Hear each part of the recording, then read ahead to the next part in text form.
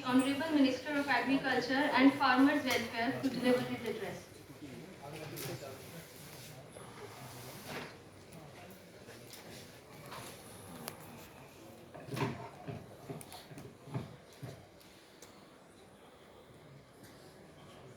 कल्पनाशील मस्तिष्क के धनी हमारे साइंस एंड टेक्नोलॉजी,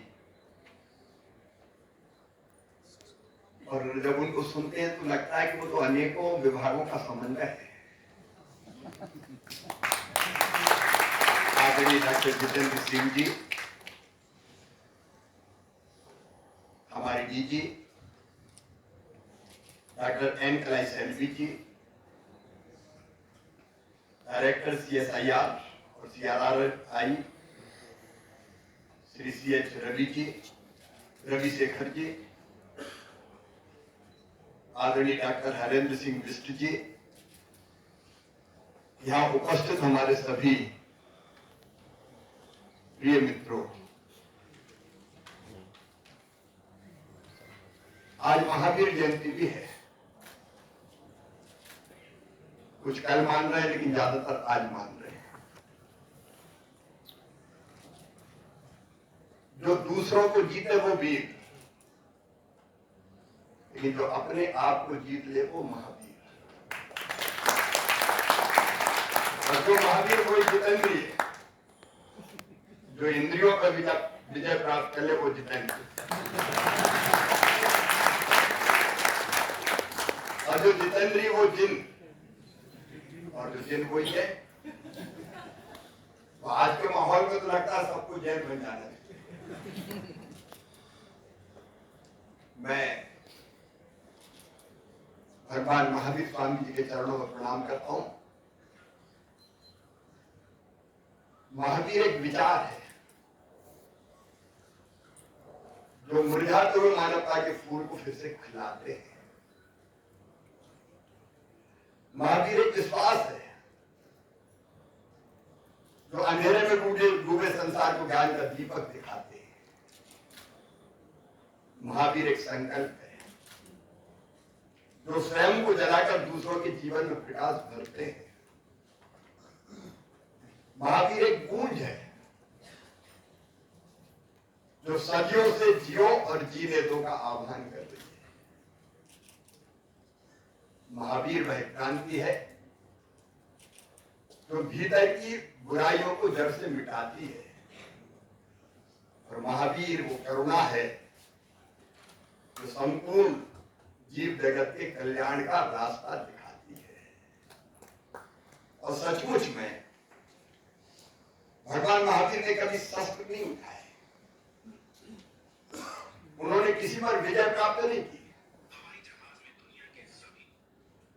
लेकिन वे महावीर इसलिए कि क्रोध, अहंकार और हिंसा पर उन्होंने विजय प्राप्त की थी। भारत के विचार को अगर हम देखें तो आज और ज्यादा प्रासंगिक लगता है। सत्य, अहिंसा, अस्तेय, अपरिग्रह, ब्रह्मचर्य।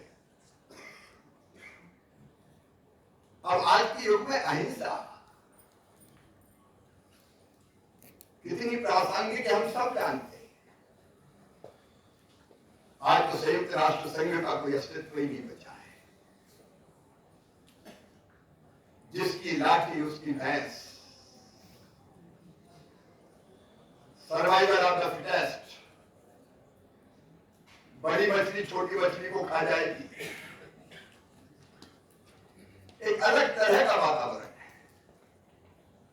और ऐसे में मुझे लगता है कि भारत की शिक्षाएं, भगवान महावीर की शिक्षाएं और ज्यादा प्रासंगिक है। यदि हम अहिंसा अपनाएंगे तो द्वेष मिटेगा। यदि हम सत्य अपनाएंगे तो विश्वास बढ़ेगा। यदि हम अस्तेय अपनाएंगे तो अन्याय रुकेगा। यदि हम अपरिग्रह अपनाएंगे तो संघर्ष घटेगा।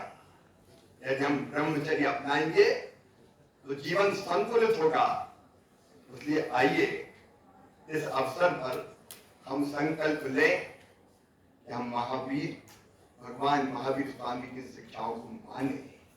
और आज का कार्यक्रम भी मैं अहिंसा से जोड़ रहा हूं, क्योंकि पराली जलाने से कितनी हिंसा होती है हम सब जानते हैं। खेत में आग लगी तो कितने जीव जंतु जलते हैं, कितने कीट पतंगे मरते हैं, और बाद में जो पर्यावरण का नुकसान होता है वो अलग। लेकिन आज का जो ये कार्यक्रम है सचमुच में एक अद्भुत कार्यक्रम है। ओला का गवर्नमेंट की बात डॉक्टर जितेंद्र सिंह जी कह रहे थे, ये उसका उत्तम उदाहरण है। हम सब जानते हैं कि भारत गांवों का देश है। ये अपना हिंदुस्तान कहा, वो बसा हमारे गांव में, और गांव की आत्मा किसान है, और किसान तो जीवन दाता है, जो अन्न दे, फल दे, सब्जियां दे, मतलब जीवन दे। और जीवन दाता अगर भगवान नहीं तो भगवान से कम भी नहीं। कृषि मंत्री के रूप में मेरे लिए तो किसानों की सेवा ही भगवान की पूजा है।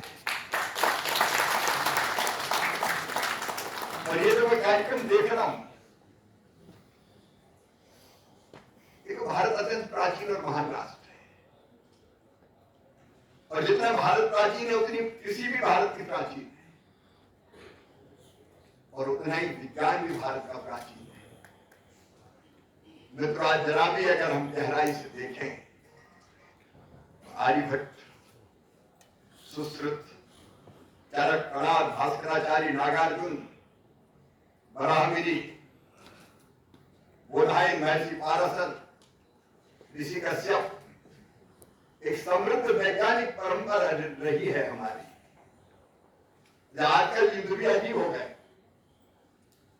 एक जमाना था जब सेना जाती थी किले पे कब्जा करना तो जीतते थे। फिर एक युग आया कि किले पे जाने की जरूरत नहीं, विमान ले जाओ और वहीं से गिरा दो। तो आजकल तो विमान भेजने की जरूरत नहीं, यहीं से बटन दबाओ और मिसाइल दागो। और ड्रोन तो ऐसा है कि कुछ 1000 रुपया मांगा, उसमें भरो के भी टपका दो। लेकिन उस जमाने में हमारा विज्ञान इतना उन्नत था कि मिसाइल दाग भी दे और जरूरत पड़े तो बीच में से वापस भी बुला लें। मैं अपने सभी वैज्ञानिक साथियों को प्रणाम करता हूं, और सचमुच में आज का ये कार्यक्रम केवल कार्यक्रम नहीं है, ये सच में भारत के भविष्य की दिशा तय करने वाला एक महत्वपूर्ण कदम है। डॉक्टर साहब, जो टीम ने काम किया है आपकी, मैं सबको प्रणाम करता हूं। एक कदम अनेकों समस्याओं का समाधान। जब नीयत ठीक हो, नियत सही हो, और नेता नरेंद्र मोदी जैसा हो, समाधान निकलते चले जा रहे हैं।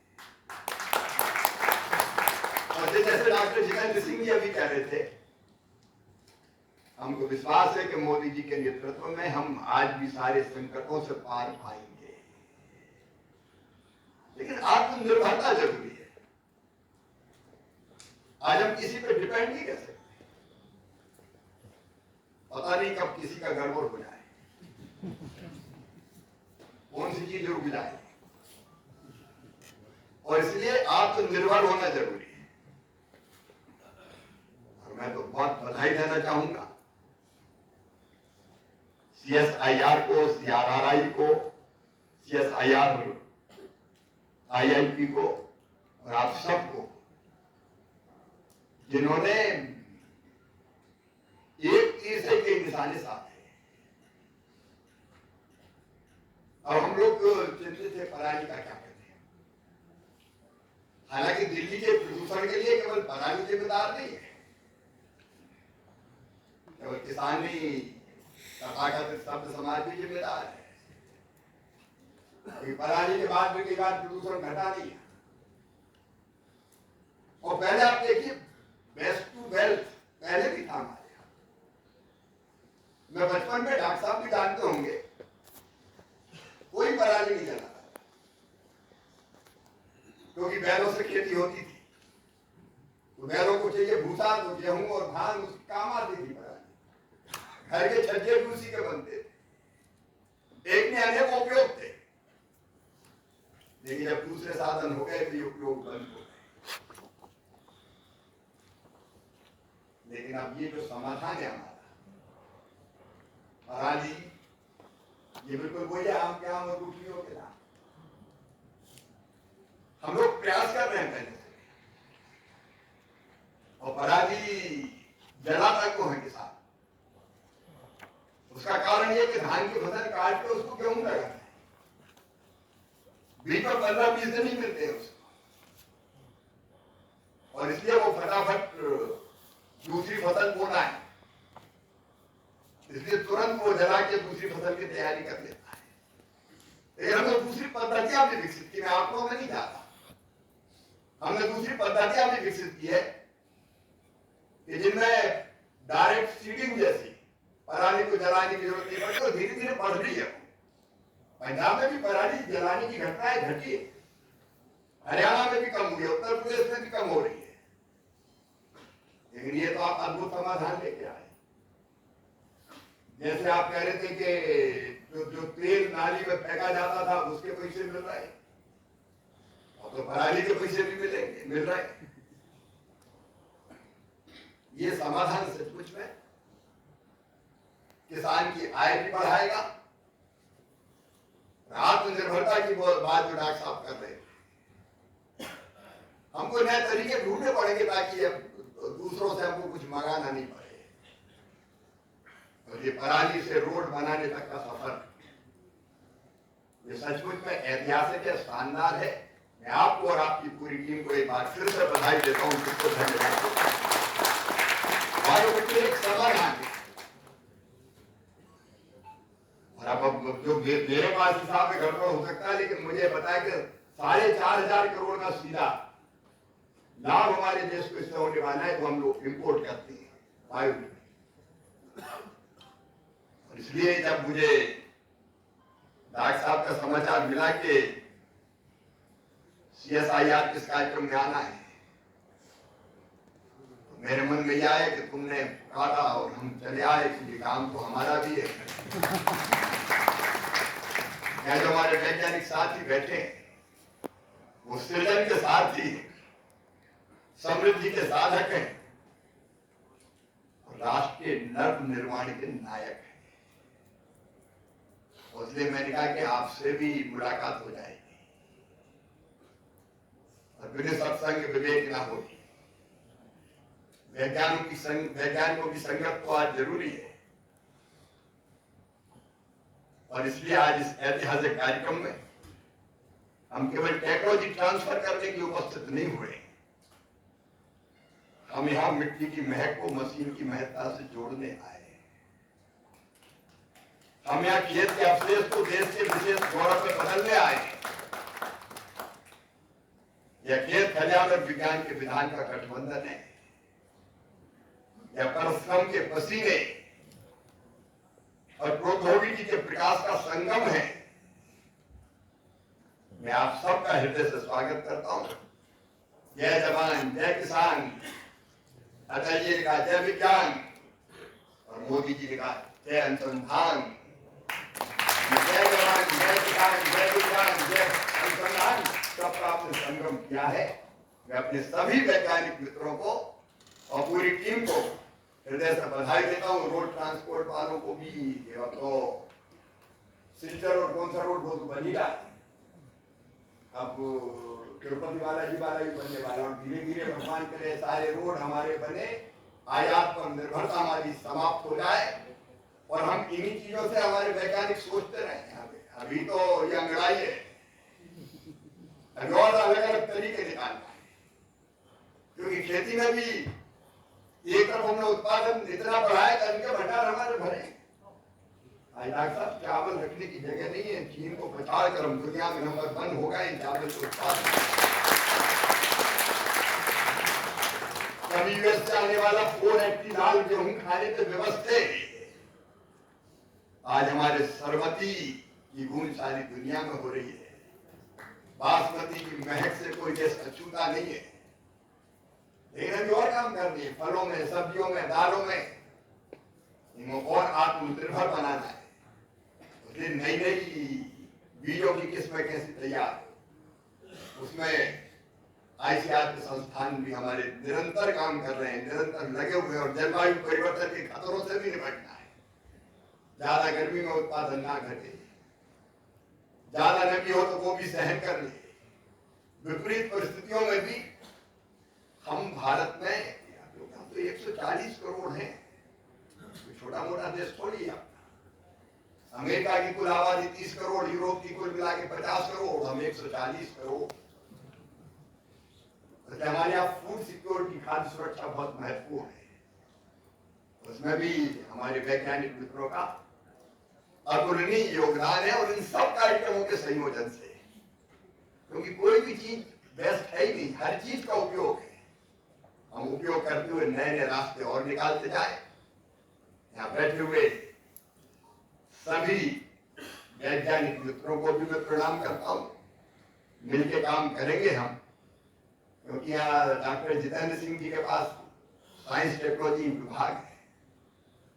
तो ये तो ज्ञान, भक्ति और कर्म तीनों के त्रिवेणी संगम है। ये सबको जोड़ लेते हैं, समेट देते हैं, और उनके साथ काम करके मुझे भी बहुत आनंद आता है। प्रधानमंत्री जी के नेतृत्व में हर समस्या का समाधान निकालते हुए हम आगे बढ़ेंगे। बहुत बहुत धन्यवाद। प्रणाम, नमस्कार।